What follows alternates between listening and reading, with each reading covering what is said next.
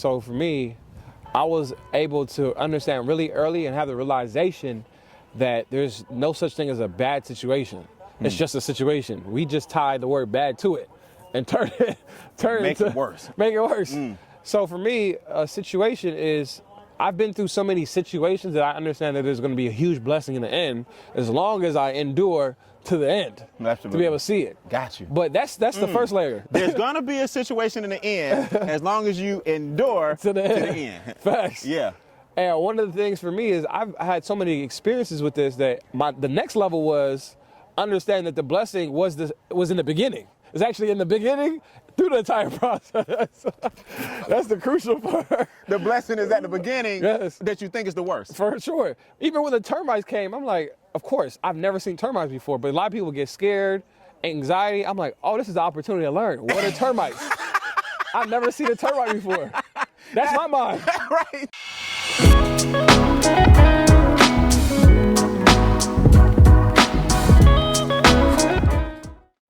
We're back, man. Welcome to another episode of the Instincts Pondcast. When I tell you, today is going to be a good one, man. We here. We made it. A lot of things tried to stop us. I got CEO Matty J on the pond here at Bean Acres, and I can't believe it, man. First of all, I've been waiting on this one, man. Hey, I love it, I've man. been waiting on this one. I love the setup. I love the environment. Like, when people say the environment, they usually talk about the people. Now, we're actually in the environment.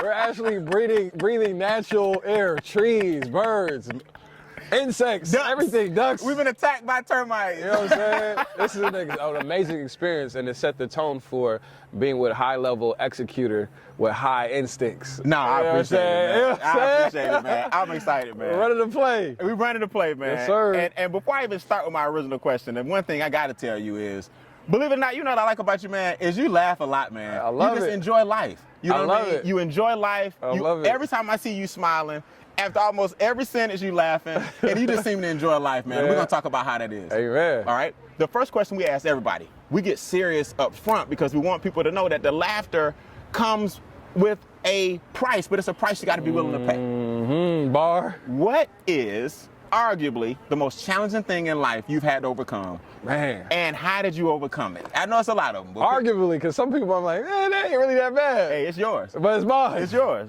All right, so I had to, of course, in life, we go through challenges like daily, daily challenges. But like you said, what were some of the biggest things? So one of the things that came to mind was the one that created the most impact in my life. Okay. And the one that created the most impact outside of lifestyle change was I had a really bad habit that I developed in Vegas. Yeah, I moved to Vegas, and everybody says environment beats your willpower. So for me, I was very disciplined in business. However, I was disciplined in my situation. Once I came out of my element in my situation, things changed up a little bit. Okay. So I moved to Vegas with my business partner, and the problem that I ran into was the fact that I lived on Las Vegas Boulevard. Oh, wow. The strip, Las Vegas Boulevard. In the heart. It's called Sin City, right? So a lot of the things that were in Sin City wasn't really beneficial for my spirit, but I didn't recognize that at the time. Gotcha. So I lived on the strip, and I never gambled before in my life. Like, I don't gamble. I didn't gamble. And unfortunately, in order for me to eat, because I wasn't cooking for myself, I'll have to go to the restaurants. And guess where the restaurants were? In the casino. In the casinos. Absolutely. In the casinos. And Uber Eats wasn't really popular back then, 2012. You hitting it. So I had to go to casinos. So as I go to casinos, I get hungry, I eat. But then after I eat, I'm now hearing all the ding, ding, ding, ding, dings, all the signs.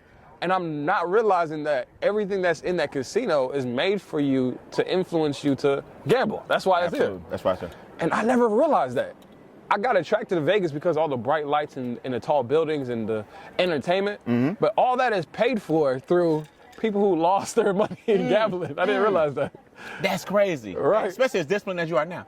Man. Yeah. But every trial and tribulation, you can think you prepare for it, but some things are inevitable, so you can go through it and learn from it. Absolutely. And turn them, like you said, tribulations into celebration. Absolutely. So I wouldn't be here being able to tell this story if I wasn't able to go through it. So in the situation, on on my way home, I didn't feel like going home that day too early. I'm like, man, let me figure out what to do. And I know boredom causes a lot of problems for people. That's right. Idle time. Idle time. And that boredom caused me to have an inquiry about what's everybody having all this fun at these tables for. Right? At first, I was like, I'll never pay attention to it. Go in and out. But time came where somebody was, oh yeah, come to the tables. Oh, join us. Everybody's having fun. Like, what's going on here? I didn't go there to play the blackjack table. I came there just to observe. The ambiance. To watch. Right? And that's where it all starts. Really? It starts with something piquing your interest. Right. Right. And it piqued my interest to stand at this table, and then everybody left. Right? I was the last one there. And the what do they call it? Not bartender. The dealer. Dealer, yeah, the dealer. The dealer. Play? Yeah, the dealer asked if I want to play. I was like, I don't know how to play. I remember this distinctly. I was at the Stratosphere Hotel. Okay. And she said, I'll teach you how to play. I'm like, wait, if you teach me how to play, aren't you going to lose money? And that's not how it works. The dealer, his job is just to deal the hands. Right, they don't care. Yeah, it's not on them. Yeah, it's not on them. It's a game of odds, and of course those odds tilt towards the casino, but the dealer, they're just the middleman, make sure that those cards are dealt. That's right. And they can help you. Right. Right? And I never asked myself, why is the casino willing to allow a dealer to help me? Because they know. Because they know the probability is still in their hands. Right. I didn't know any of this. I went to this table, I sat down, she's teaching me how to play blackjack. For those who don't know, it's 21. Right. So the goal, as I learned, was the one closest to 21 wins. Right. So, and if you hit 21, you automatically, unless they have 21 as well, and she said it's called a push. Exactly. Right? Or a stalemate, you can say it like that. So she's teaching me when to hit, and when to stand, when to call for another card, and I'm learning the process. She was really just coaching me through the entire thing.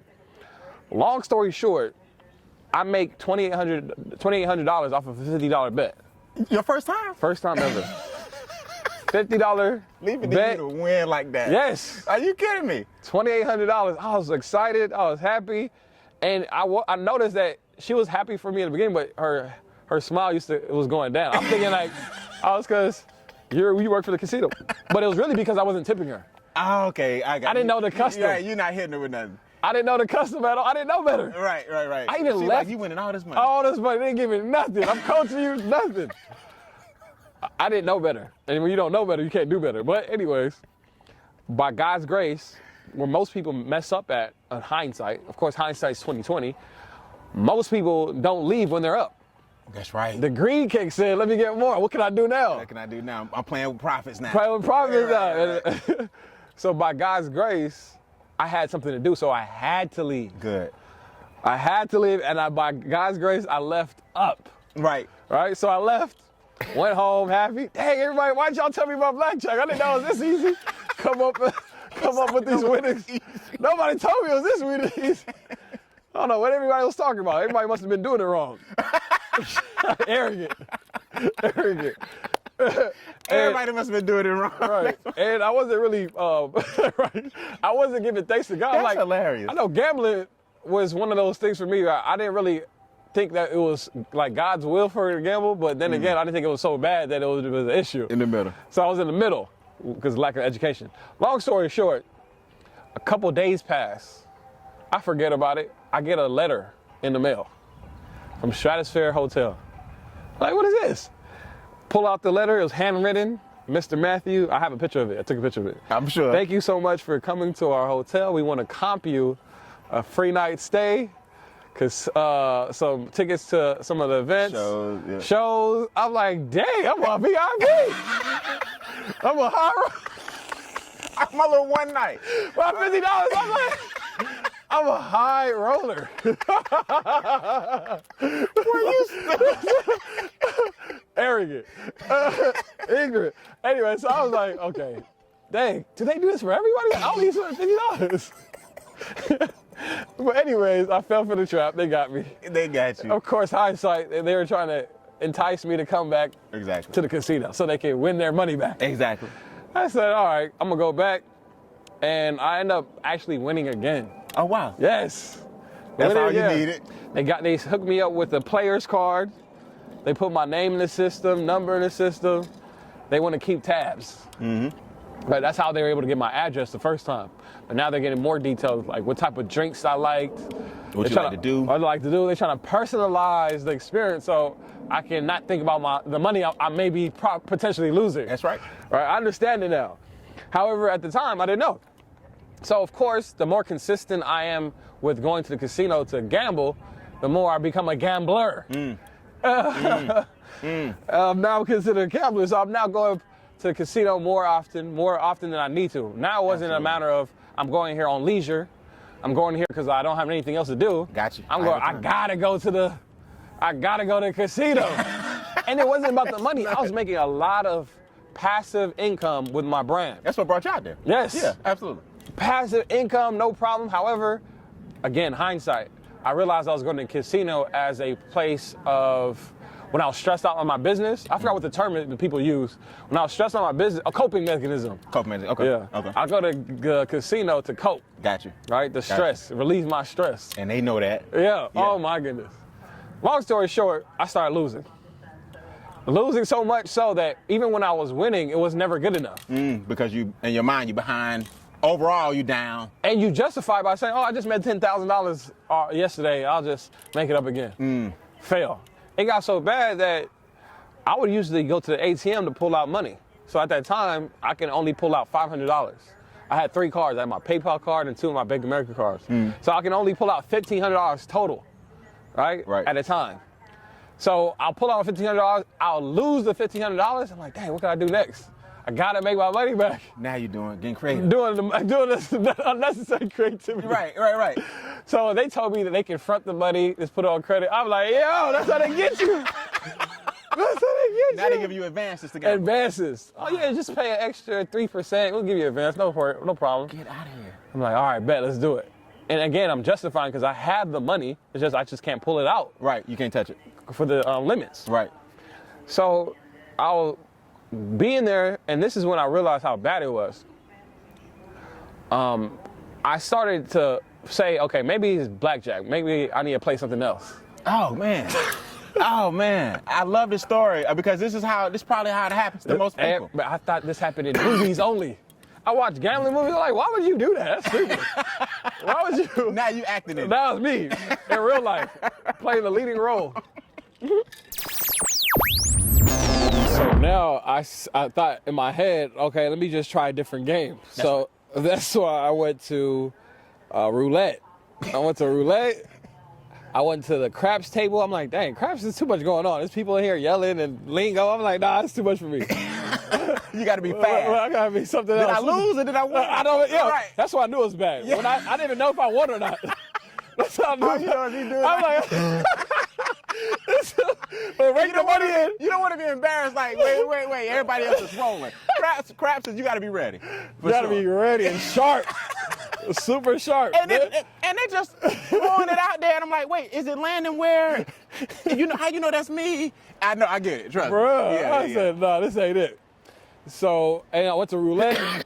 Roulette was too much of a chance. There wasn't really too much skill involved. Yeah. So I wanted a challenge. No, you can't make any decisions. Any really decisions. You can choose where you want the chip to be on, right. Black or red or a specific number, but it wasn't good enough for me. Right. So somebody said, oh, maybe you should try poker. Oh, wow. Yeah. So poker. So I realized that poker was something I was actually really interested in. The psychology behind it. Yeah. The challenges. Yeah, all those terminologies. Knowing what to do to either bet or fold or like, it was really interesting to me. It is. And the people, I'm not, now and with poker, if anybody knows about poker, you're not being challenged by the casino. You're playing the players that are at the table. That's right. And the casino just gets a little cut, a rake every couple minutes or a couple hours. So I'm now playing amongst other people, challenging them on in the game. So I really enjoyed it. I enjoyed it so, this is how I knew it got bad. I enjoyed it so well that one day I'll go in the casino in the morning, and it got so bad, I'll leave, and guess what happened? It'll be the morning again. And they didn't realize. Just like that. That's how real. Yeah, they ain't got no windows and all that on purpose. It'll be 3 o'clock in the morning, 4 o'clock. I'm like, whoa. You've been here all day. Didn't eat. That's what they feed you now. Yeah. They'll massage you. They need you to food. They'll give you. Don't leave. They'll massage you. Yes. They don't want you to leave. Absolutely. That's part of the game. Literally, they'll have massages and masseuses in there, and I used it all the time. I'll be there all day and not even realizing it. And all that money that I used to make with my business, now I'm actually neglecting it. Gotcha. I'm neglecting my business. Get out of here. So my customer support decreased because I was a one-man show before. At first, I can handle it because I was there. I was tending to it. The less time I was tending to it, shipping and fulfillment, customer support, product inventory, marketing, all the departments of my business started to have less value. Wow. The crazy thing about it is my sales stayed the same. So the income was still coming in, but the management decreased. Oh, that's why I didn't realize it. I'm like, oh, the money's still coming in, I'm good. Right, you don't see that. Right, in the beginning. But then, of course, the DMs. Matty J, man, where's my shirt at, man? I ordered it 2 weeks ago. Oh my goodness, it got so bad. It got so overwhelming. Instead of fixing the issue, I would have to cope again and go back. Really? Okay, yeah, okay. No, that's a good point. Oh, that's a good, hold on, man. That's a good point. That's a good point. Yeet. The problem takes you back to having to cope again at the casino as opposed to fixing the problem. Fixing the problem. You're like, oh my goodness, my business is fledgling. Let me go gamble. Yes. Okay, got it. I got it. And I see how this happens to a lot of people in their life. So this is how it really got bad, to the point where, again, even if I did make money, it was never enough because I would make more money in my business, and making $500 in a poker table wasn't a lot. Like, what? Yeah. Let me keep playing. Right. But $500 actually is a lot. For what you're doing. For what I'm doing. Yeah, absolutely. A lot of people don't win at all. So Right. the amount of money that I was gambling, whether it's $500, $3,000, it got to a point where I was sitting at the tables playing 2-5 and 5-10, where you're betting and you can, in one hand, make $1,200. $5,000. So I said, let me up the ante. Maybe because I'm not making enough money because I ain't betting enough money. So now I went to a different tier of gambling. Man, this is so good though, Matt. This is good, man, because the way your mind works, we're gonna talk about this brilliant mind of yours. The way it works, you've actually documented how you got to this point. Exactly. You've actually documented how you got to this point. And it allowed me to reflect. Take you there. Yeah. It allowed me to reflect. So I'm able to share my story with reflection because I documented it. Every time I went to a casino, I'll take a picture. Hey guys, I'm at the casino. I made X amount of money. Dang, I lost money today. Not knowing the impact that it will have in the story, in the storyline. So nothing will change. Even though I knew it wasn't good, nothing will change. I even had people around me saying, hey, Matty, I don't know. But they'll say it in a laughing way. They didn't sit me down like, Matty, you have an issue. Wow. Right? Wow. Because maybe they didn't know it. They're trying to hint that you may be going to. Right. Because they might see like, oh, he's having fun. Right, but it's affecting business, it's affecting clients, it's affecting other people. And I didn't realize how selfish it was. So, by God's grace, long story short, the only reason I left Vegas is because I actually had a meeting in Atlanta, Georgia. So I had a meeting in Atlanta, Georgia, was working on some websites for some of the influencers out here in the beauty space. One of them was Ming Lee, high influence in the beauty space, inspired me to say, oh, let's just go out there and fly to Atlanta. Me and my business partner, and meet her and work with her, because on the phone and Zoom is one thing, but in person, let's get the energy. Absolutely. And I came to meet with 2 Chainz's manager, Charlie, in Atlanta. Okay. So I had a reason to go to Atlanta for business. When I went there, complete culture shock. I've never seen so many black, young entrepreneurs in a concentrated space like that before. Kidding it. I'll only see it if there's an event, but this was just day-to-day life. I was seeing, wait, is that 2 Chainz over there? Is that just out? I see this person on TV every week. Or that's what's happening in Atlanta. Now, where are you from originally? I'm from Los Angeles. Los Angeles, okay. I moved to Vegas. Then came here for a meeting, and we happened to meet at a specific location called Atlantic Station. Yep. So we went to Atlantic Station to have our meeting, and I noticed that they had condos above the retail stores where people lived. They used it as a work-live space. Yep. And that's my lifestyle. I love live work spaces. Live, work, play. Yeah, exactly. That's what they call exactly. it. Yeah. I don't like living in a house and coming to work. My style of living at the moment was live, work, play. Absolutely. For sure. Absolutely. And I noticed they had Atlantic Station at the movie theater, they had the restaurant, at the public store. It had grocery store. It had everything there. I'm like, oh, this is dope. This is amazing. My mind was just shifting. I didn't even have to. Most people mind shift when they go to a different country. I just went to a different state. And that was enough. Changed the game for me. So long story short, I moved that week. Oh, wow. My stuff is still in Vegas to this day. I have no idea who has it, who may have picked it up. Yes, it was that serious. Yes. Wait, Matt. Yes, facts. Was that your way of saying, what's in Vegas? Stay in Vegas. I don't even care. It's God's will. Really? For sure. My clothes, TV, furniture, everything. Because my business was digital. Absolutely. So you take it with you. I was able to run my business. I'm like, man, I don't need none of that stuff. And it was going to be more of a burden to take it. I'm in a different state. Bro. Yeah, so. Most people like, I need all my stuff. Yes. That's the abundance mentality you got. Right. You serious, yeah. But sometimes, depending on somebody's situation, they may need it. But for me, I realized it's actually going to be a hindrance for me. Wow. That's deep. And all I had to do was reflect and really analyze that. A lot of people forget the analyzation. They just start moving and get blown by the wind. So I said, okay, this is an opportunity to reset. And the moment I changed my environment, I changed my life. I no longer had the casinos, because there's no casinos in Georgia. Absolutely. There's the nearby, you got to go to Florida or North Carolina, South Carolina. But in Atlanta, immediate. Nothing. I'm like, I have no reason, because there's nothing here. No enticement. No enticement. Right. But here's the messed up part. Oh my goodness. Challenge. Because this is all based off of the questions challenge. Yeah. I had more challenges. So somebody said, hey, you can play poker on your phone. Oh, come on.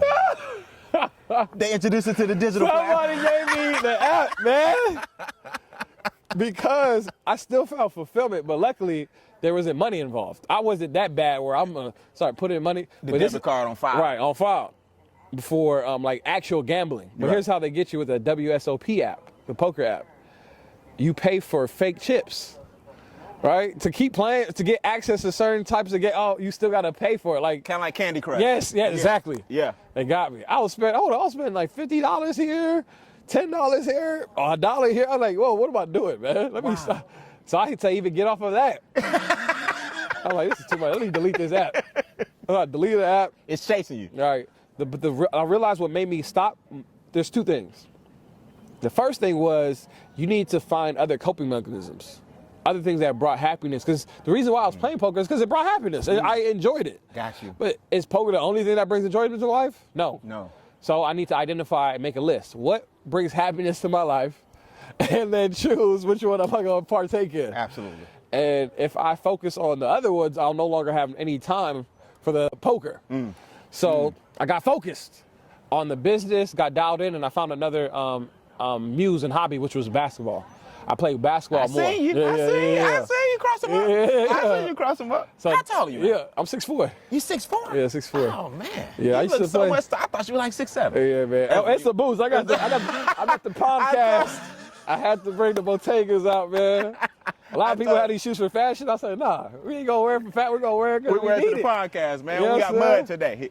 Yeah. So what made you overcome your challenge was arguably relocating. Yes, Get for away sure. from it. Don't revisit it. For sure. Even though it tried digitally. And then, to be clear, finding another coping mechanism. Absolutely. I hate to interrupt, but we got to take a break. I got to pay some bills. This segment was sponsored by the Instincts Training Series. Do you guys know you are the highest form of intelligence watching this video? That means you're a human being. Well, God created other animals as well. There are millions of other species, and I teach you how to tap into your instincts by using what God gave them and their survival mechanisms so you can reach your full potential. Do me a big favor. Visit briannbean.com. That's briannbean.com for a glimpse and a free keynote into our Instincts Training Series, and I'll see you guys on the other side. Now enjoy the rest of the episode. Man, I don't believe there's nothing wrong with coping mechanisms. People have a negative connotation towards the world because they usually bring it up when it's in something negative. Right. Find it's another thing to cope with. Right. So business, if you're not doing business, okay, what things are you going to do? I said basketball. So even though basketball wasn't hurting my financial or spirit, it can hurt time too. So I have to still manage that situation. Everything in moderation. So that's what happened. That was my biggest challenge, and realizing that I had to look at how it was affecting me and change my environment. Change my environment. Wow.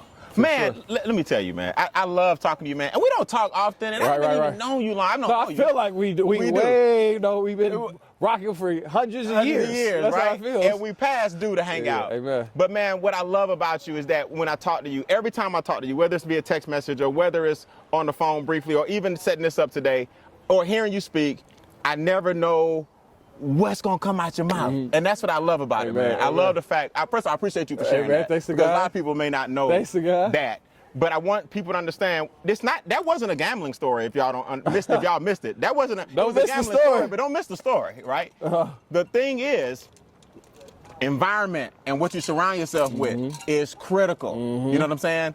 Seeing other seasoned entrepreneurs in his new environment kept him focused. He already had the focus. He already had the drive. He already had what God gave him. But putting yourself in a position where that can be watered and nurtured and not doused, right? And extinguished. Right? Facts. And coping is not a bad thing. I like what you said. It's not. I don't see it as bad. It's not bad.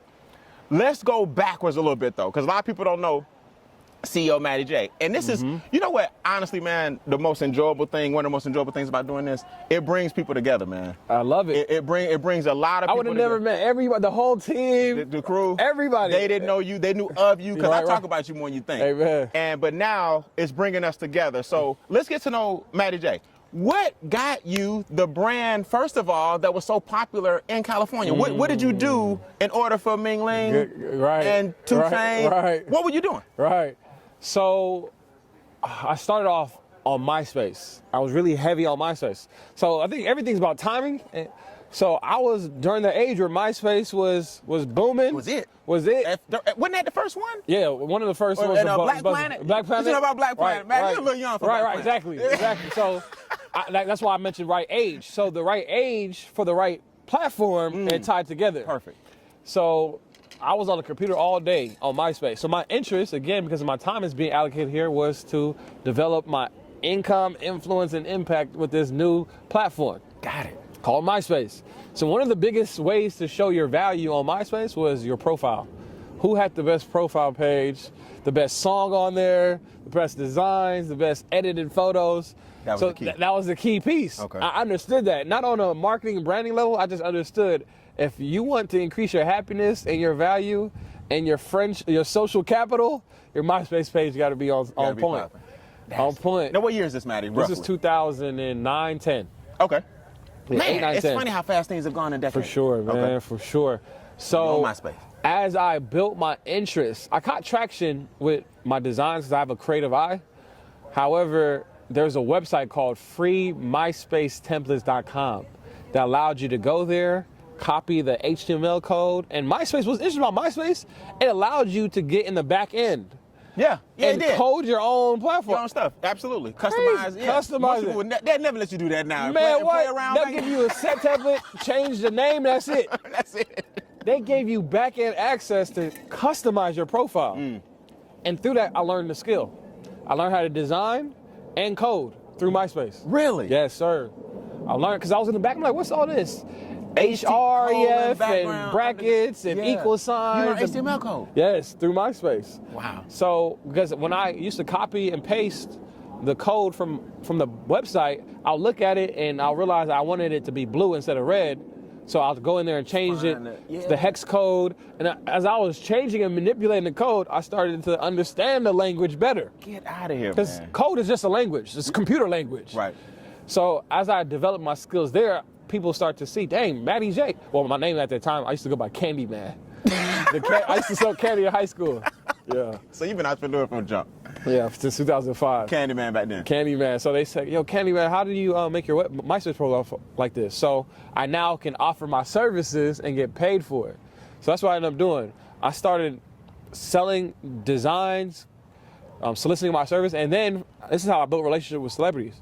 I would offer my services for free to them as long as they allowed me to have my MySpace tag on their page. Really? Yes. So celebs would use you at the time to basically do what would be now considered the social media content for MySpace. Exactly. Okay.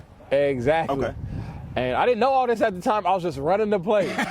I didn't understand, but hindsight is 2020. Absolutely. So I'm getting a lot of traction. I end up doing mixtape covers and designs and graphics for Gucci Mane, Waka Flocka, Soulja Boy. And me doing mixtapes for Soulja Boy, he was dropping the mixtape every week. Yeah, the boy is incredible, man. Right. People say what they want. He's incredible. Right. He's really ahead of his time. Ahead of time. So YG, Travis Porter, I was doing some of their work behind the scenes and it allowed me to build my own brand, my own value. Wow. And that's how I started getting into the website development scene. So with Ming Lee, we were helping her with her Shopify store. Okay. Yeah, helping her with her e-commerce store. And that's how I got to Atlanta. But it started from me developing skills way back when I was when I was 18 in 2008. You know what I like about you, man, is even the little issues we've had here. You know, y'all don't know we were under a termite attack earlier. Termite attacks. We got umbrellas that fell behind us. The wind almost took my tiger. You seem to just go with it, man. You flow with it. And in business, man. I've heard a lot of your interviews, especially your first Turo story. Oh, yeah. With the Corvette. Oh, my God. You seem to really just flow with it. For sure. Talk to the entrepreneurs about knowing that challenges are gonna come, but how you just navigate. How you navigate? Yeah. How important to that in business? That's a good question. So for me, I was able to understand really early and have the realization that there's no such thing as a bad situation. It's just a situation. We just tied the word bad to it and make it worse. So for me, a situation is, I've been through so many situations that I understand that there's going to be a huge blessing in the end, as long as I endure to the end. Absolutely. To be able to see it. Got you. But that's the first layer. There's going to be a situation in the end, as long as you endure to the end. Facts. Yeah. And one of the things for me is I've had so many experiences with this that the next level was understand that the blessing was in the beginning. It's actually in the beginning through the entire process. That's the crucial part. The blessing is at the beginning that you think is the worst. For sure. Even when the termites came, I'm like, of course, I've never seen termites before, but a lot of people get scared, anxiety. I'm like, oh, this is the opportunity to learn. What are termites? I've never seen a termite before. That's my mind. Right. Now, let me qualify this real quick, because this is what's going to trip you out. I didn't know they flew either. Let's be crystal clear. We had a big storm here in Atlanta. Stuff is everywhere. There's some wood over there that when I hear termites, I think about eating your house up. Right. Ant version. Right. Apparently, they transform and fly. So a bunch of termites flew at us during the shoot, and we had to kill them. So you looked at that as, oh my God. This is a lesson. This is a training lesson. We're in the environment. Exactly. What do you expect in the environment? We're outside in the beautiful air, man. What do you expect? There's wood. Termites like wood. I'm gonna see some termites. I'm glad I didn't have a guest that was like, oh my God. We're gonna play that game. We ain't gonna play that game. We're gonna play that game, man. So flow with it, basically. Yeah, flow with it. Understand the blessing. Ask yourself, why is this happening, and how can it benefit you? It's one of the key questions that you should ask consciously, and if you do it consistent enough, it'll be a subconscious thing. Right? It's very subconscious. So for a lot of people, when they see me, like, why are you laughing through this? Because I understand the blessing. 100%. I understand the blessing. So that's how I navigate. So even my businesses, if my car lot was to burn down right now, if somebody was stealing something, oh, Matty's on the podcast, let's go rob him, right? If anything happened, I know that there's a blessing in it. Matty, that is so difficult. For sure. Yeah, but you've gotten to that point. You know what? You've lived long enough and had enough life experiences to know that it's never as bad as it seems. Right. But you got to live long enough and have enough experiences to know that ain't gonna kill you. Exactly. Yeah, that's good, man. Everybody on this earth has been through something. We all overcame it, but a lot of us forget that we overcame those things. Somebody can't pay their rent, they start tripping like, yeah, I can't pay my rent. It's happened to you before. How did you get over it the last time? It's probably not the first time. Right. It's not the first time it's happening to you. Right. So why are we tripping so bad? Right. We magnify things. We magnify. We make, like you said, we make problems worse than what they need to be. And that fundamental truth for me has made my life a lot easier, peaceful. And again, of course, you don't want just the things to happen because you're being naive. You want to make sure that things are either preventable. Yeah, exactly. So my framework is some things are preventable, inevitable, and fixable. That's my framework. Y'all must steal that. Anytime around people, I'm just like throw a card. Preventable, inevitable, or fixable. For sure. So when something happens, you go ahead and place it. Correct. Come on. Was this preventable? Yeah, if it is, I'm now focusing on how I can be able to prepare for it next time. Is this fixable? Yes, it's fixable. So let's go ahead and work out the steps that we need to do to fix it. Was this inevitable? For the things that I consider inevitable, I realized that God wanted this to happen so I can learn a lesson. And I'm very grateful for it. Every situation. I was at the gym a couple of days ago, and we just started a 60-day challenge. You mentioned about challenges. The challenge was to inspire each other as business owners to work out. We needed some type of accountability. Coaches need coaches too. Absolutely. Coaches need accountability too. So I'm in the gym for 3 weeks straight, and there's one particular machine that I've been avoiding the whole 3 weeks. It's the pull-up bar. Oh, God. I'm like, man. Don't tell me that. See, I think together. That thing's serious. The pull-up bar, I said, man, I'll do the bench, I'll do all this stuff. That pull-up bar, Leave it alone. So I meet a guy in there. I befriend him. I say, man, you working hard, man. Gave me a fist pump, and that opened up the door for him to feel comfortable to tell me something he realized that he's been seeing me do since I've been in the gym. Okay. To help correct me, right? Of course, strangers, you don't know how people are gonna take things. Exactly. But he knows, oh, he seems like a cool dude. Let me go ahead and put him on. Got you. So I was doing one of the tricep machines, and I was just doing too much. She said, bro, all you gotta do is lighter weight and just focus on doing it the right technique, and you'll get more results. I tried, I'm like, dang, this is way better. So he built trust through that process, and then he said, do you do pull-ups? I'm like, dang, I was hoping he didn't say that. Not the pull-up bar. And he saw, and I'm transparent. I was like, man, I ain't gonna lie, I've been avoiding this pull-up bar, but I do need some help. So what do you suggest? He said, fundamentals. Focus first on not pulling yourself up, but holding yourself at the position that you are. I was like, oh, dang, that makes sense. So I hopped up there and held myself up. I'm like, oh, this is not as bad as I thought. But because I didn't know all the proper techniques, I wasn't breathing. And he noticed I was shaking because I wasn't breathing properly. So he said, just come down. One of the most important things as you do workouts is proper breathing. That's right? a must. You're stopping oxygen from flowing through your body. Absolutely. So he told me that. I said, oh, that makes sense. So I got back up and I was breathing properly. It was way easier. I would think that the second time I go up is going to be harder than the first time because I exerted my energy during the first process. Burning it out, yeah. But I'm actually there stronger, more comfortable than the first time because I used the proper technique. Dope. So I realized through that situation that I had proper mentorship, coaching, training at that very moment. I was willing to humble myself to listen. Be a good student. And it was a game changer. And I didn't look at that situation just for physical. I'm also thinking spiritual because in church, we learned that studying the Bible is eating, preaching is exercise, and praying is breathing. And I'm like, trigger, breathing. And we learned that already. And so I realized my prayer wasn't as contrite as it needs to be and consistent as it needs to be. Right. And through that workout session, I'm like, dang, that's why I'm struggling with a lot of things that I may not need to be struggling with because I'm not praying enough. Oh, wow. I'm relying on my own expense and my own strength. And it tied that physical situation of breathe to pray more.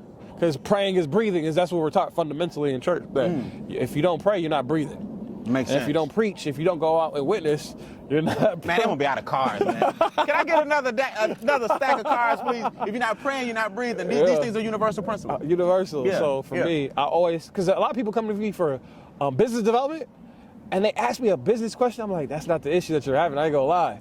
You're having personal development issues. At the root of it all. Right, at the root of all. But I come to realize as I study the Bible and go to church more actively, it's not even just personal development, it's spiritual development. So there's no business development without personal development, and I believe there's no personal development without spiritual development. So having that framework allowed me to connect things at a holistic level and really kill things at its root. Wait, give me those again. There's no business development without personal development, and there's no personal development without spiritual development, for sure. Can I ask you a question? Yeah, absolutely. I've always heard that you were very much into the Word, and you even teach Bible studies. Yeah, we host Bible studies. Yeah, Bible studies tonight too. Tonight. Yeah. You guys okay, good. Tonight.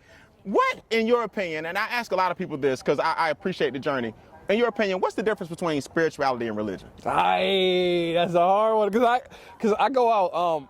people are surprised. I go out schools, I go to school campuses, and I invite people to Bible studies. I knock on doors. Do you really? Everything. And people recognize me. They're like, yo, what the heck? They're like, what you doing here? They glad to see you, but you like, no, it ain't for that. I'm giving you some words. Exactly. Okay. So I'm a Christian. So religion. So when I used to ask people, they used to say, you know, I don't want to go Bible study. I'm not religious. I'm spiritual. I never understood. I was like, what's the difference? You know, spiritual is.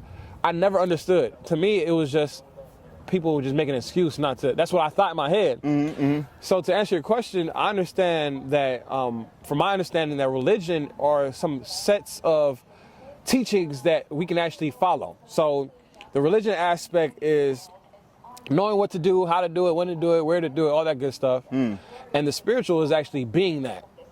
So I believe on one hand, we need to know what we need to do. And on the other hand, we need to embody that. Makes sense. And I believe those two hands must meet. I don't believe anybody can be religious without spiritual. I don't think you can be spiritual without being religious. And what confuses me most of the time is people want to disassociate themselves from religion just because they had a bad experience with certain religions. And they just disconnected off. And they said, no, I'm not religious. Some people even say, I'm not even Christian. They believe in Christ because some people would just put a bad feeling into Christianity. And for me, I'm like, nah, TV's not bad. It's just maybe the programming that you're watching. Makes sense. Yeah, so fundamentally, religion has a definition. Have you always been that way, or did you have an epiphany where you went more toward the word, or has your family foundation pretty much? Have you always been that way? Oh man, I mean, of course, like most people growing up, you probably went to church every Sunday or whatever the case may be, but I was just there because it was religion. I wasn't being nothing. It didn't touch me, and it wasn't who I was. It's just going because I had to go. My dad was going, my family was going, we're going, right? And of course, that was it. As soon as I graduated, I no longer went to church. Right. We all veer off. Grandma had us straight. Then we veer off. Exactly. We had accountability. My grandmother had me straight. Then I veered off. Right. So once I started to have my own mind, I started to realize, like, dang, a lot of things I've been taught in churches is not what I'm reading in the Bible or what I'm now hearing from other places. So, for example, I don't keep Sunday worship anymore. I go to church on Saturdays. So when I used to ask the church that I used to attend to, why do we go to church on Sundays? Nobody would give me an answer. Really? Nobody would they would like just have faith, believe. I'm like, I'm very analytical. We're gonna get to the analytical mind. You can't accept that. I can't. I just tell me why, so I can do it with my heart, mind, and soul. So I can do it properly. So I can be it. So I can be spiritual with it. I'll never get any answers. So my epiphany moment was when somebody stopped me at Atlantic Station 7 years ago. Randomly stopped me on my way to my coping mechanism basketball to the gym. Somebody stopped me and intersected and said, "Hey, what's going on? My name is Kobe. I want to see if you want to have a Bible study." I'm like, my mind is on basketball. This guy's trying to invite me to a Bible study. I'm like, nah. I asked him if he was because usually people who go out preaching are Jehovah's Witnesses. Correct. And, you know, people have a salty feeling towards about that. But in the Bible, we're supposed to witness. I'm not Jehovah's Witness, but the Bible says you should witness. You should witness to what you believe in. So that's what he was doing. But I told him, here's my number. I got to go to the gym. Maybe we can talk later on. So I gave him my number just so I can go about my business. And he called. His follow-up game was strong. I come to find out that he was in sales. So his job, he knows about following up. Exactly. Even if it's for the spiritual play. So he followed up with me. And he told me, he said, yo, what's going on? I met you at Atlantic Station. I want to see if we can spend some time to have a study. Mind you, I was looking for answers. The Bible says, seeking you will find. I was looking for answers, but I didn't know it was going to come in that format. Yeah, this might be it. Right, this might be it. This is how I found out it was it. Even though I was blowing him off by saying, yo, I got a business meeting right now. I can't do this. Bible study, I'll hit you up when I'm ready. I was blowing it off. Wow. Weeks passed, months passed. Tell me why I fly to Vegas to go, because I was kicking it with Floyd Mayweather and his DJ J Blink. Shout out to my guy. He put me in that whole circle. So Mayweather, he had his birthday party, flew out for his birthday party. After the birthday party, I'm going back to Atlanta. I'm in the airport. And guess who I see in the airport? Don't tell me the guy. Don't tell me the guy. You bump into him? He was in there, man. I said, ain't no way, man. Ain't no way, boy. Ain't no way. This guy, I've been ducking and dodging. And you see him? He sees you. Which one? We were in the same state. We were in the same city. We were in the same airport. We were on the same flight. I said, okay. And I'm like, what are you doing here, bro? And he said, Man, I'm out here for business. I'm in the convention. What are you doing here for? And we just happened to be there. And again, it wasn't coincidence. It was God's will. So I'm not stupid. I said, all right, this is clearly a sign. So I told him, when we get back to Atlanta, we're going to have this Bible study. And that's what we did. Okay. Tell me why. Every question I ever asked in church, this man was able to, there you go, using the Bible. I said, don't tell me nothing outside of this Bible or use historical facts or scientific proven things. I need the holistic evidence. Right? And he was able to, it wasn't coming out of his own word. He was just showing me. Right. Like, show me. And that's what I needed. I'm like, dang, man. I was mind blown. Wow. Mind blown. Well, listen, first of all, can I just make you a regular on the show? Because I got so much to ask you. We can go on for days. We can go on for days. I got to just make, there's certain people that do a podcast, I do a podcast, and they just have people coming back. You got to be one of my comebacks. Hey, let's run the play. But until then, man, we got to talk about documenting the process, and we got to talk about your business, Turo, and the whole nine. Yeah, for sure. But let me tell you, man, I got to brag on you, because you ain't going to brag on yourself. I got to brag on you. Man. When I saw you speak, shout out to David Shans. We were at my brother David Shans. We go to the same church too. Absolutely, yeah. Yeah, that's right. That's right. They don't take calls on Saturdays. Yeah. I don't think he does. No. Saturday, yeah. So, I saw you at a content creation workshop. Okay. Yep. I'm like, my man, I finally get to see Matty J do his thing in his element. When I first met you, shout out to Justin, new CEO. I was going to talk about that, how we met. How we met. About that. I didn't know you knew me before. I found out about you first. Yeah. I didn't know that. I didn't know that. Yes, sir. I didn't know. You never know who you impact. Yeah, we just doing good work. Justin Owens introduced me to the network marketing space. Again, it blew my mind because all these entrepreneurs, excited, working together, unity, holding each other accountable under one mission. He introduced me to, so he would invite me to some of these presentations. I'm like, yo, this is amazing. I wasn't interested in the business itself, but more so the culture and environment around it. Yeah. Then he was talking about my econ. So he showed me some videos. And you were one of the speakers. I'm like, yo, this guy's going crazy. Right. Justin Owens, he's one of my top 3 speakers, period. Top 3. Among Marcus Rosier. I got a couple, I don't want to start naming names, and people like, what about me? Right. But Justin, top. And when he recommended a video for somebody else, I'm listening in. I'm like, if you recommend somebody, I got to see who you're talking about. I appreciate it. He was dropping so many bars on economics, the frameworks, and you know how to make, you said it on the podcast that I watched, you said you know how to make complicated situations very simple. Yes, sir. Yeah, so that's why those are the types of individuals that I gravitate towards. So I knew about you, and I used some of your bars, and I credit you for the bars that you dropped. No, I appreciate it, man. Definitely. But I saw you, and I'm telling you, I had my pen and pad. I was like, here it is. I get to see Matty break it down. I know, here come the marketing tips. Here come the logo tips. Here come the tagline tips. Here come the color tips. And you got up there and talked about documenting your trauma. Right. Came home. I said, wait a minute. This was even better. I was like, forget all that marketing stuff. This man has a spreadsheet where from you, when you're 1 year old, yes. He was like, go talk to your parents. Go talk to your father. Go talk to your siblings. Right. Matty, when I saw that, I said, hold on, man. You got a spreadsheet? I cashed out $20 to, I don't even know who, to be one of your close friends or something. I was like, wait a minute, you got to pay for the brother's friendship. I cashed out $20 or something. Right. I was looking for this document, never got it, didn't care, because I don't think I paid for the right thing. It was my fault. Didn't care. But I was like, I got to figure out how this man's mind worked, because I'm a person that documents everything too. It's just that my stuff spread out. Yeah. Matty, if I document my life, man, bro, it's gonna be a movie. It's gonna be a movie. Talk about documenting the process real quick. Right, for sure. What does that mean to you, and for how does your mind wrap? How do you get like that, for man? Sure. Wait, let me say this. The brother talked about in the morning. I don't know if y'all have ever seen him. If you haven't, you will. One of the coldest dressers ever. But he don't spend no time. He documents and has somebody document his hat section, his sock section, his shoe section, suits, his pants section, his suit section. Matty, you got somebody to go in and during the week you already know what you're rocking. Facts. Bro, please tell me how you get this documentation down. Yeah, there's levels to this. Welcome to the top floor. So when it comes to documentation, it's the acronym DTP. Okay. And for us, for example, the David Shands hosted the content creation meeting, right? But the best content that you can ever have is your own story. Correct. So I said, if we can document our story, every content you create is based off of your experiences. Correct. And your story, but a lot of people don't remember the experiences because they don't document it. So that was the angle I was coming from. From the year you were born, what happened in your life to today, and let's create content around the things that you've already experienced. That's sick. And that's the framework. So That's sick, Matty. documenting process is just a framework of what happened in your life, who was all involved, what were some of the wins, what were some of the losses, the lessons, what were some of your realizations, just telling the story.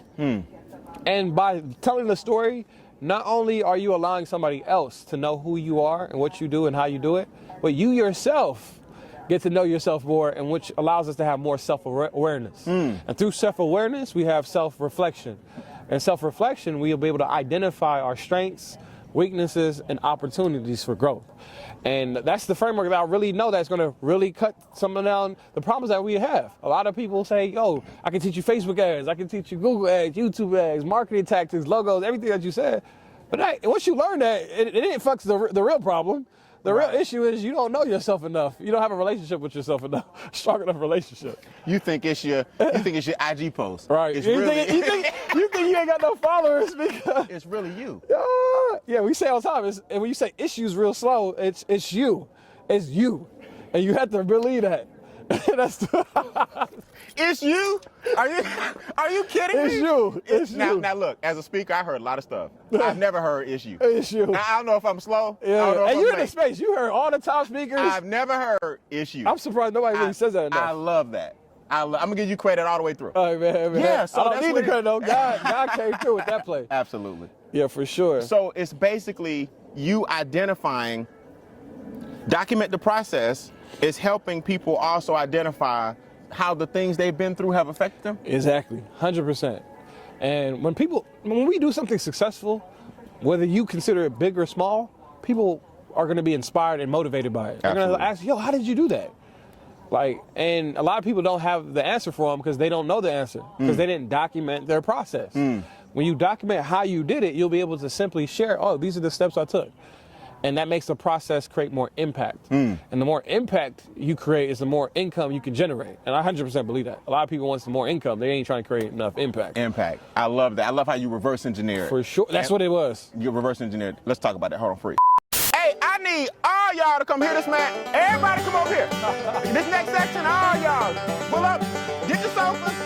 This is my son and his son. What's up? What's up, y'all? Hey. Hey, what's up, Ray? Who the young ladies who you got with you? Hey, Naya. Hey. What's up, D? Hey, y'all grab, I want y'all to hear this. Grab those 4 things. I want y'all to sit right here and listen to this, man.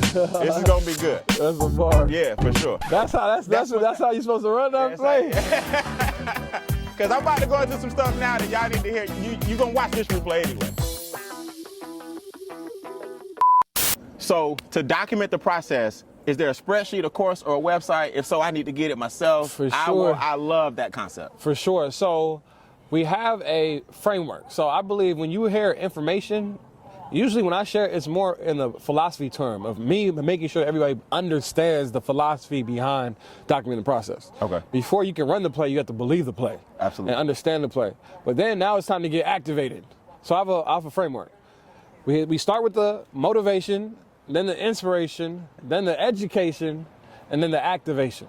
So with the activation, everybody needs resources and accountability. So we provide exercises on how you can document your story, provide exercises to document the things that you like, the things that you dislike, your habits, all the things that you need to know to really understand yourself better. We created a program to be able to do so. Okay. So that's available on our website, my specific website, MattyJ, CEOMattyJ.com. Okay. And it's usually provided for free. Oh, wow. Yeah, for free. Okay. The reason why it's for free is because I actually generate my income from helping people who want to pay somebody to do it for them. Got you. Right? So done for you service. Okay.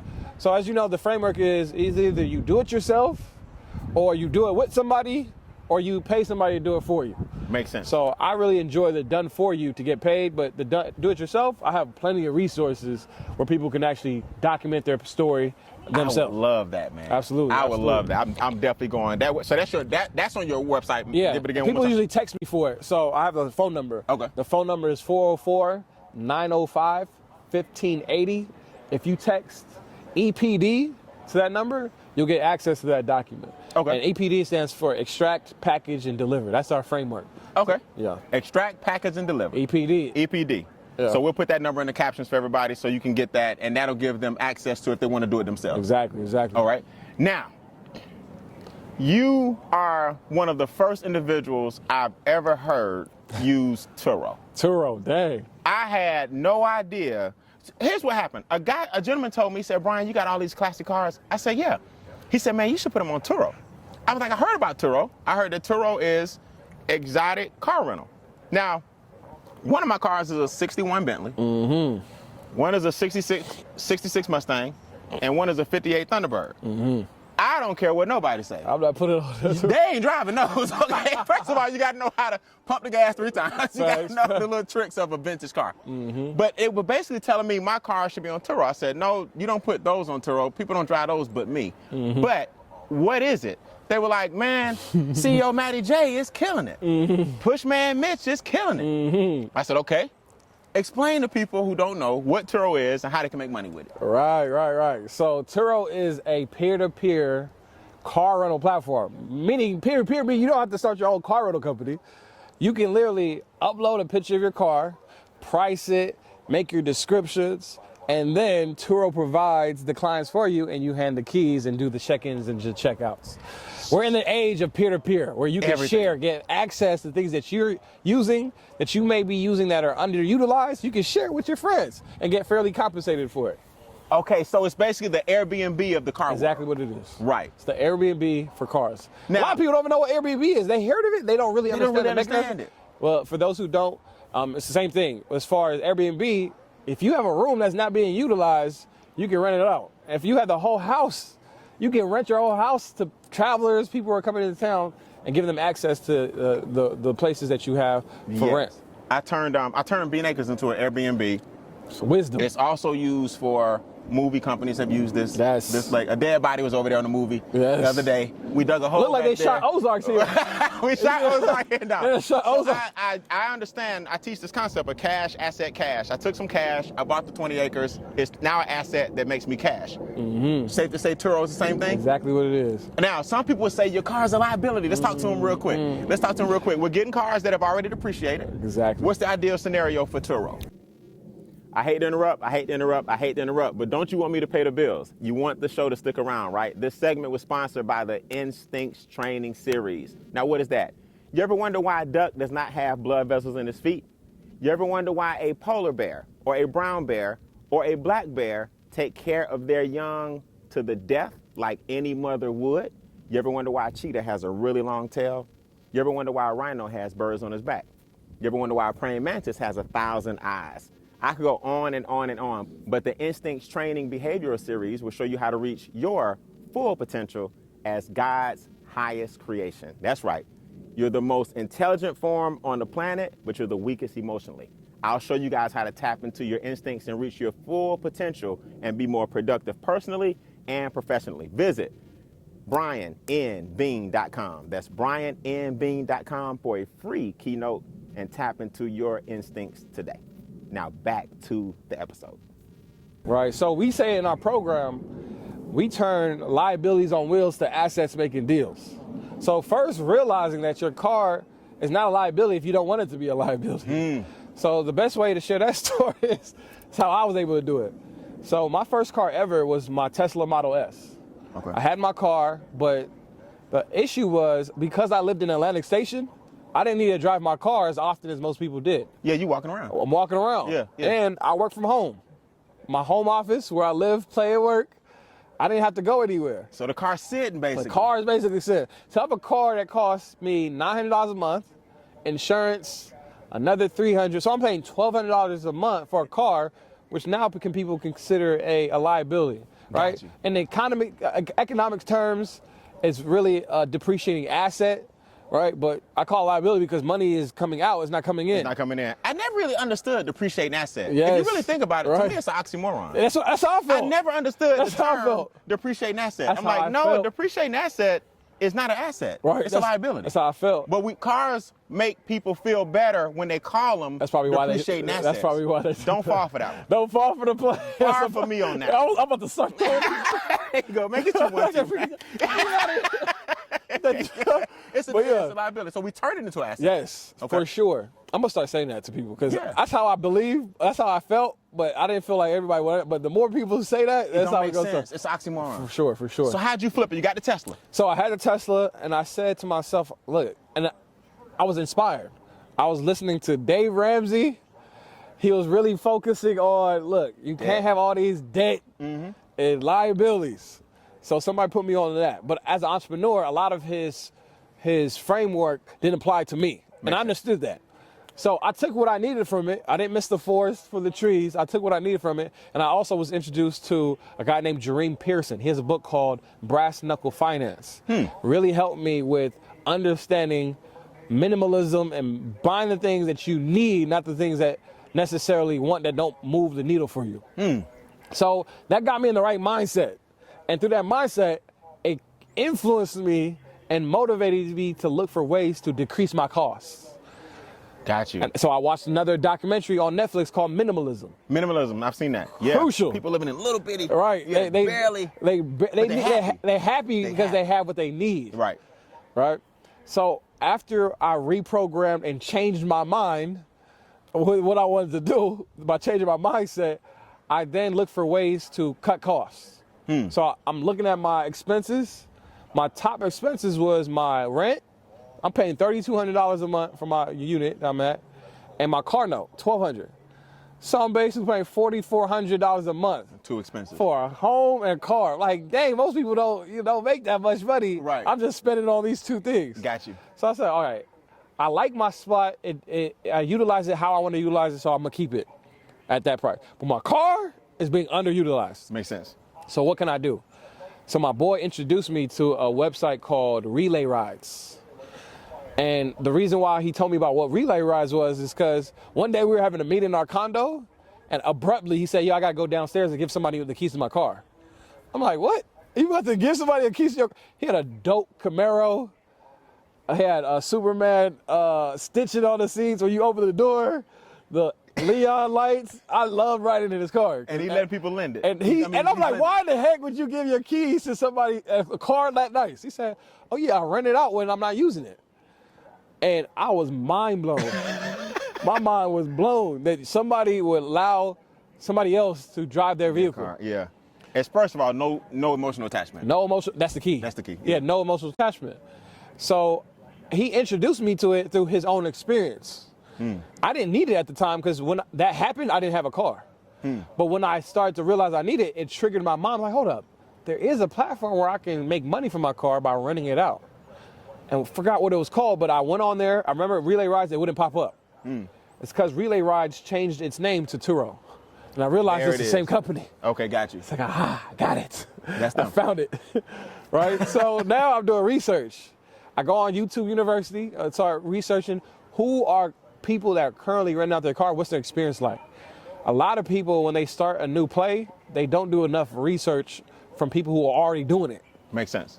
Yeah. So my boy Jacoby, who happens to be the same one who's running the car rental play The coolest nerd ever. Coolest nerd ever. Coolest nerd ever. That's Shout my out boy. to Jacoby. Yes, I talked to sir. Jacoby last month. Yeah, that's my guy. Super cool. Humble. We have the he's super same cool. core values. We go to the same church, everything. Okay. So he said, he dropped the bar on me that I'll never forget. He said, market research is starting where your competitors left off. I like to start where somebody else left off versus starting from scratch. So me doing my research, I started finding YouTube pages. Nobody had a course at that time. I was the first one that really launched a program on car rentals. For some reason, everybody was hoarding the information for themselves. But the people who were on Turo, they were giving tips. Not in sequential order like a course, but they were giving tips and trades on how they get cars. And that gave me enough inspiration and motivation to say, yo, I can do this too. I have enough confidence. So that's what I did. I went on Turo.com, created a profile, signed up, got approved. All I had to do was submit my ID, They approved me, and I uploaded a picture of my car. I went outside, took a picture of my car, front, back, side, the inside, uploaded it, put the name of the car, made a description, priced it. Guess what? My car was booked the same day. Somebody wanted it. The same day. I was so excited off of that $100. I mean, I make a lot of money, but that $100 was more The new idea. fulfillment, the new idea coming to fruition. Yeah, absolutely. So I made that first booking, but my anxiety started to kick in. Fear, because like, dang, now it's game time. What if they wreck it? What if they wreck the car? Yeah. All these things in my mind. I did the same thing here. Man, that's how what it be. What if they in my house tearing it up? Have the Project X. Right. I did the same thing. Yeah. Yeah, so again, a lot of people's fears is they start making a situation bad. They added the bad to the situation. Start trying to make up things that might happen, but doesn't mean it will happen. What's the three things again? Inevitable, fixable, and preventable. I love it. That's it. I love it. But I didn't know that framework back then, so that fear was a little bit up. Absolutely. So I listed my car. What helped me reduce my stress levels was it was an older lady that booked my car. That helped. Older. She creeping along. Older lady, mature lady. And when I say old, I mean like she's not old, but she's mature. It wasn't an 18-year-old. Wasn't an 18-year-old. Yeah. No shade to all the young adults out there. Oh, trust me, they need to be careful. However, it was a mature lady that seemed well established. She was traveling from Los Angeles to Atlanta for her son's soccer game. So they had a purpose and intent. It wasn't joyriding, speed racing. Very simple process. So I called her, let her know, thank you so much for booking. You're my first renter. Let's make it happen, right? Long story short, I dropped my car off at the airport. I'm not gonna go into details. Watch the other interviews I have in the details, but it was an amazing experience, so much so that my car got booked the very next day that I picked up the car. So on my way to go pick up the car, I leave the airport to take it back home. It got booked. I had to go right back to the airport. Oh, wow. Long story short, I end up making $900 profit running out my car, my Tesla, my personal car, my first car. It's been sitting. That's been sitting. I made $900.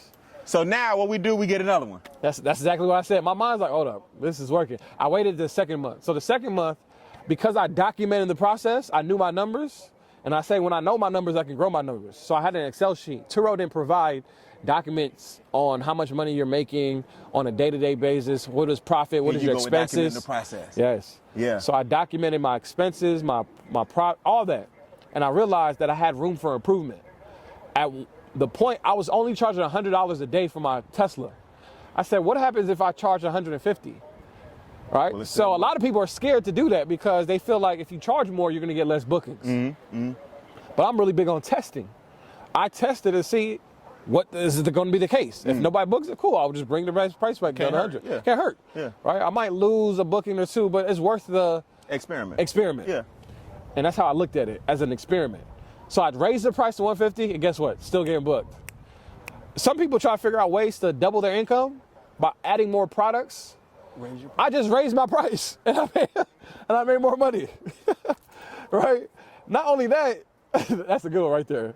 That's a good one. That must mean you said something serious. Yeah, that's a play. So you raised the price. Yeah, and not only that, the first months, my renters put 3,000 miles on my car.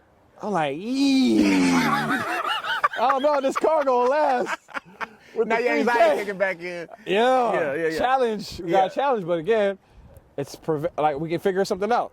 So I reduced the amount of miles that you could drive the car to 100. At first it was at 300. You could drive the car 300 miles, but I reduced it to 100. In my mind, dang, if I reduce it to 100, will less people book?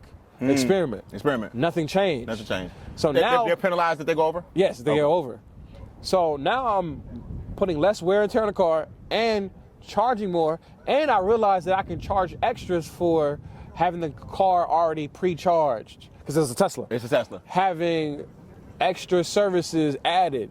So I went from $900 a month profit the first month, and I made $2,700 profit the next month. From $900 to $2,700, huge difference. I might need to go in and get in the game. You know what I'm saying? I know real estate property, no shade to my real estate investors. I know rental properties that don't make $2,700 a month. Right, oh, for sure. So in my mind, I'm like, oh yeah, this is crazy. I might need to go and get in the game. I might have to get another car, and that's what I did. intentionally got so now as opposed to you realizing you got a liability making money, now you're going out buying them for that reason. Yes. What's the next 3 cars you got? So I ended up getting 2 more cars. I went to Gravity Auto and I picked up a Mercedes-Benz C300 and a Maserati Ghibli, both 3 years old. So you're going high end. Yes. Medium. Luxury. Luxury. Because I wasn't leveraging, I was doing this business not for income, because I already had a business. I wanted to leverage relationships. And I wanted to create a case study that anybody can do this. Because I knew I was going to teach this program in the beginning. So I need to make sure all my things are documented and I'm doing things that are marketable. I wanted to have cars that people will pique their interest. Absolutely. Right? So I got my first 2 cars and I leveraged my credit to do so. I had a good credit, solid credit. My first car ever, I had to co-sign. Even though I had a good credit, I had no car history. Right, they need that. So my wife, that's the beautiful thing about having partners. Hey. My wife was able to co-sign the vehicle for me. Okay. And we were able to acquire my Tesla, and then I didn't need a co-signer anymore for my second, because I have history. Wow. Second and third car. I instantly threw them things on Turo. Booked again. Book. Unfortunately, just like in anything happens, some things are inevitable. I rented out my car, somebody totaled my car. Which one? My Maserati. Out of there. Get out. Yeah, but no emotional attachment. No, I wasn't stressed. Right. I knew that there's insurance. Turo provides insurance. Long story short, they pay me out. I now have a paid off car on my credit. Oh yeah, that helps. That helped me. That's the blessing. You got to be there for the blessing. The blessing comes at the beginning. Yes. Yeah, absolutely. Yes. Absolutely. So a lot of people in the car rental space, when there's a total accident, it might be a good thing. They're like, oh yeah, my car's totaled. I can be able to have a paid off car. Right. I can win from this. Right. So that's what happened. My credit score went up and I was able to get another car. This time I got a Corvette. 2016 Corvette, amazing car, only had 6,000 miles on it. I got that car and I know it was going to be a good renter because I did research. During the summer, people want the sports cars. T-top. And Oakland. I never imagined me having that type of car. All right, and then again, I knew I can afford it, but I never thought myself ever driving a car like that. But because it's for business, I can be able to rent out the car and drive the car for personal use as well. And that's probably why a lot of people do the Turo. Yes. Because you got a nice car, but it makes you money. Exactly. Okay, good. Exactly. Good. So that's what happened. Long story short, my red Corvette got stolen. Somebody stole it. So we got one total and one theft already. Right. Oh, was that first year? Yeah, first year for sure. Within the first year. Somebody stole it? Yes. One of the people who rented it or a stranger? No, a stranger. And this is how they got me. I left my key in the car because I run another business. So I was doing self check-ins. So I'll allow somebody to take a picture of the car, take pictures of themselves, and I'll unlock the door from the app. Okay, got it. And these new cars, you can do that. Start the car from the app, unlock it, roll down the windows, check the gas, all these good stuff. So I was able to do that. On my way to church, I forget to lock the door after leaving the key inside. And I come back the next day, check on the car. I wonder where my car's at. It's not there. Right? Oh, somebody got it. Somebody got me. So I got a whole story on that. I'm not going to go too much detail on that. But that's okay. Whole point is, when my car got stolen, I got paid out. And again, my credit score went up. But this time, I know the process of buying a car. I already bought 3 cars. So now that I know the process of buying a car with good credit, I now realize that I can get more than 2 cars. I can get more than 3 cars. I can actually get what I end up getting, 33 cars. Hold up. I heard you had over 30. You got 33 Matty. 33 cars in 2 weeks. I went crazy. Went nuts. Wait, in 2 weeks? 2 weeks, ran the play. So help me understand this. People worried about debt to income ratio. You make great income. Yeah. So you're not worried about that, or was that at any point did you worry about leveraging too much? No, I didn't. I just was dialed in and focused on the fact that these cars are going to bring in income, and it will take care of any issue debt that may come from it. So if a car costs $50,000, I know just in 2 years, half a year or a year, depending on how much the car costs, I'll be able to pay it off, and it'll be able to generate me cash flow if I run the play the right way. But when you get the car number 13, 17, 21, our lender's going, you got too many? Right, so the thing is, when you go to the dealership, I was telling the finance manager and the car salesperson to send my credit app to one lender. So only one lender will see one report, and it won't show, the cars I would get, it would not show up on the report for 30 days. So that's why you quickly did. Yes, in 2 weeks. Ran the play. Do I recommend anybody doing that who doesn't know? I don't know. It's up to you. But that's what I did. This is my story. You went ahead and got it in before they started reporting. Right. And typically these banks, they don't want you to use these personal vehicles for business.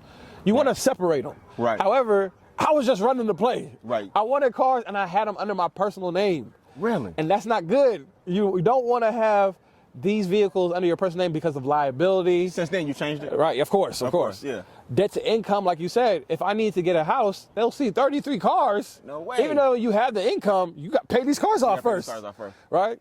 I didn't know all that. I didn't know nothing about credit. I just knew that I had a good credit score, and if I utilize my credit report, I can get multiple cars. Matty, how long ago was this?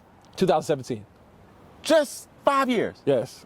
You got, is it true, Matt, is it true? You got a section at the airport? Yes, I got a lot. I sold it. I don't have it anymore. But at one point, this was recently. So the last 6 months, I no longer need it because I do my cars long term now. Long term. They can't just come in for the 2-day thing. Correct. So at one point at Hartsfield, yes, you had the Matty J next to Hartsfield. So it's 3 minutes away where the cars where they pick up the park on Silver Road. Yeah, the park and go. You had a right next to them. So I was right next to Enterprise. I was right next to Hertz. I was right next to Budget. I was right next to all the places. Me, my business, and my team, we was right there. Wait, let me make sure I get this. We had to take it up. I couldn't park my cars at my apartment no more. Right, it's too many. Too many.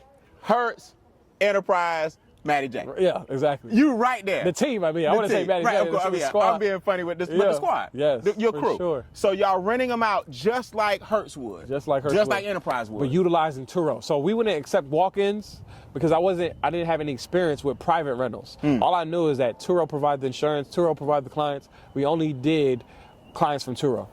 Makes sense. Okay, so before we go, what's the website to run the play on Turo to get your product? Yes, the website is carrentalgame.com, and if you guys use a code, we don't know the exact details on your discount, but you guys will definitely get a discount. The Instincts, can we use the word Instincts? Yeah, for sure. We'll make the code Instincts. We'll make a code. Instincts, okay. That's going to be We'll do that. We'll do As far as discount, we'll figure that out, but you guys are going to for sure get a code because you guys tapped in and got wrapped into this podcast. Man, I appreciate it, man. Most definitely.